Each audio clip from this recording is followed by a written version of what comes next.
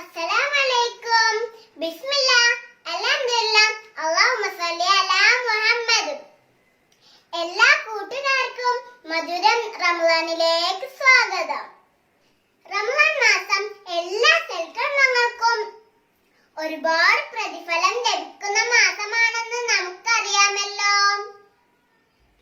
നമ്മുടെ ചുറ്റും താമസിക്കുന്ന പാവപ്പെട്ട ആളുകൾക്ക് നമ്മളെ കഴിയുന്ന സഹായങ്ങളും ദാനധർമ്മങ്ങളും നൽകാൻ നാം പ്രത്യേകം ശ്രദ്ധിക്കണം. കാരണം എന്താണെന്ന് പ്രവാചകൻ സല്ലല്ലാഹു അലൈഹി വസല്ലം ഏറ്റവും കൂടുതൽ ദാനധർമ്മങ്ങൾ ചെയ്തിരുന്നത് റമളാൻ മാസത്തിലായിരുന്നു.